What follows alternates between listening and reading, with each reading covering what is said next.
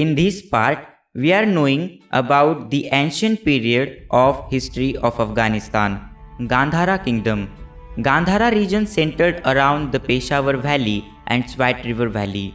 Through the cultural influence of Greater Gandhara extended across the Indus River to the Takshila region in Potohar Plateau and westwards into the Kabul and Bamiyan valleys in Afghanistan and northwards up to the Karakoram range. Gandharas in Kurukshetra war.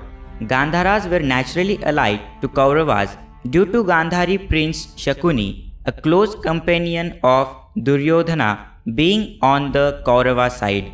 Gandhara army united with the Kaurava army right from the camping phase along with the chiefs of the Sakas, the Kiratas and Yavanas, the Sivis and the Vasatis. Known Gandhara rulers were Subala, Vrishak, Achala, Kalikeya, Shakuni, Vrishaka. Kamboja Kingdom. The capital of Kamboja was probably Rajapura. The Kamboja Mahajanpada of Buddhist traditions refers to this branch conflict with Alexander. The Kambojas entered into conflict with Alexander the Great as he invaded Central Asia. The Macedonian conqueror made short shift of the arrangements of Darius and after overrunning the Achaemenid Empire, he dashed into today's eastern Afghanistan and western Pakistan. There he encountered resistance from the Kamboja, Espesoi and Aseknoi tribes. Known Kamboja rulers were Sudakshina Kamboja, Chandranandan Kamboja, Chandravarma Kamboja, Kamatha Kamboja, Srindra Varmana Kamboj. Mates, there have been many different opinions about the extent of the Median Kingdom. For instance, according to Hirschfeld, it was a powerful empire which stretched from central Anatolia to Bactria to around the borders of nowadays India. On the other side, Helen Sansisi insists that there is no real evidence about the very existence of the Median Empire and that it was an unstable state formation. Nevertheless, the region of nowadays Afghanistan came under Median rule for a short time. Achaemenid Empire. Afghanistan fell to the Achaemenid Empire after it was conquered by Darius of Persia. The area was divided into several provinces called satrapies, which were each ruled by a governor or satrap. These ancient satrapies included Arya. The region of Arya was separated by mountain ranges from the Paropamisidae in the east, Parthia in the west and Margiana and Hyrcania in the north, while a desert separated it from Carmenia and Dragiana in the south. It is described in a very detailed manner by Ptolemy and Strabo and corresponds, according to that, almost to the Herat province of today's Afghanistan. Arcosia corresponds to the modern-day Kandahar, Lashkargah and Kheda. Arcosia bordered Dragiana to the west, Paropamisidae to the north and to the east, and Gedrosia to the south. The inhabitants of Arcosia were Iranian peoples, referred to as Arcosians or Arcoti. It is assumed that they were called Pakhtayans by ethnicity and that name may have been in reference to the ethnic Pashtun tribes. Bactriana was the area north of the Hindu Kush, west of the Pamirs and south of the Tian Shan.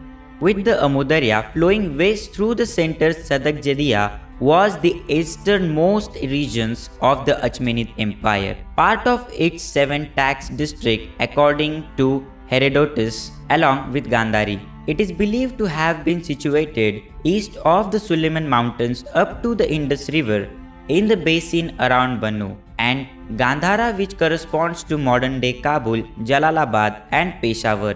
Alexander and the Seleucids. Alexander the Great arrived in the area of Afghanistan in 330 BCE after defeating Darius III of Persia a year earlier at the Battle of Gaugamela.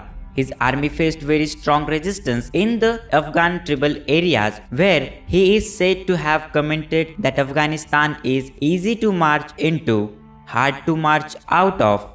Although his expedition through Afghanistan was brief, Alexander left behind a Hellenic cultural influence that lasted several centuries. Several great cities were built in the region named Alexandria, including Alexandria of the Aryans, Alexandria on the Tarnak, Alexandria at Caucasus, finally Alexandria Eschet in the north. After Alexander's death, his loosely connected empire was divided. Seleucids, a Macedonian officer during Alexander's campaign, declared himself ruler of his own Seleucid empire, which also included present-day Afghanistan.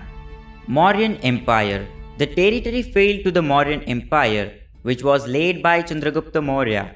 The Mauryas further entrenched Hinduism and introduced Buddhism to the region, and were planning to capture more territory of Central Asia until they faced local greco-bactrian forces. Seleucids is said to have reached a peace treaty with Chandragupta by giving control of the territory south of the Hindu Kush to the Mauryas upon intermarriage and 500 elephants. Alexander took these away from the Indo-Aryans and established settlements of his own, but Seleucus Nicator gave them to Sandrocotus upon terms of intermarriage and of receiving in exchange 500 elephants.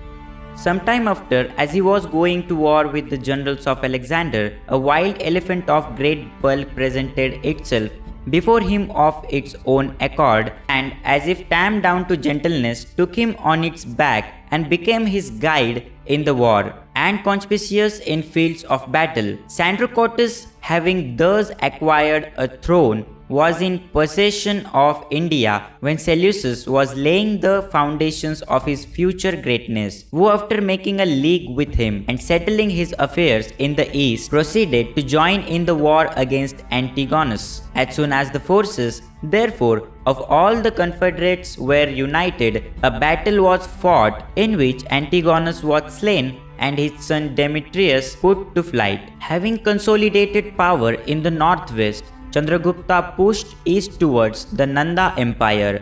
Afghanistan's significant ancient, tangible and intangible Buddhist heritage is recorded through wide-ranging archaeological finds, including religious and artistic remnants. Buddhist doctrines are reported to have reached as far as Balkh even during the life of the Buddha, as recorded by Usang Sang. In this context, a legend recorded by Usang Sang refers to the first two lay disciples of Buddha, Trapusa and Bhallika, responsible for introducing Buddhism in that country. Originally, these two were merchants of the kingdom of Bhallika, as the name Bhalluka or Bhallika probably suggests the association of one with that country.